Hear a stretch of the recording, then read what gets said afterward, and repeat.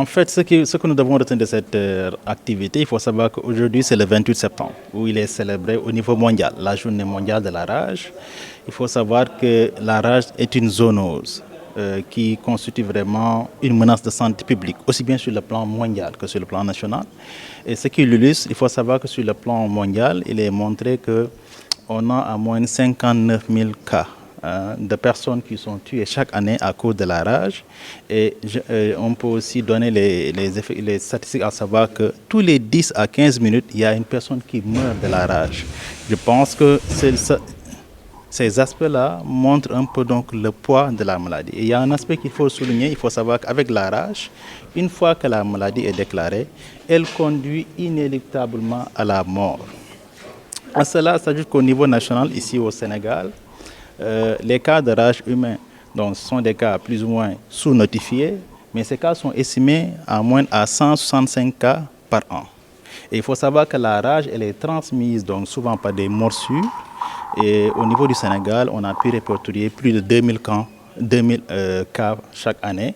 Cela montre un peu la présence et l'endémicité donc de cette pathologie.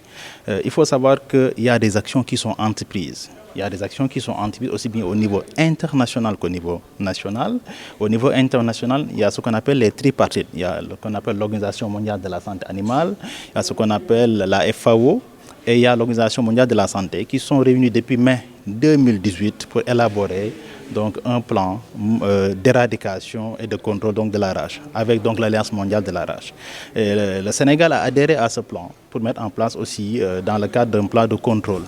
Il faut savoir que la prise en charge donc, de la rage est une prise en charge plus ou moins pluridisciplinaire, transversale, qui inclut donc, la santé humaine, la santé animale et la santé environnementale, d'où le concept One Health. C'est dans ce cadre que des suivis sont effectués et je peux vous dire qu'au niveau donc, du ministère de l'Élevage et des Productions animales, on a répertorié par exemple durant l'année 2023 51 cas de notification de suspicion de rage. Et des prélèvements ont été effectués, on a eu à faire 28 prélèvements et sur les 28 prélèvements, les 22 cas prélèvements sont revenus positifs pour vous montrer que nous avons la présence de cette maladie aussi bien chez les chiens, les bovins et les moutons. Pour revenir au niveau de la région de Ziguinchor, il faut savoir que dans le cadre de la lutte contre la rage, il y a plusieurs actions qu'il faut mettre en place. Parmi ces actions, je peux citer donc, le contrôle de la population canine. Quand je parle du contrôle de la population canine, il s'agit de l'abattage des chiens errants qui n'ont pas de propriétaire.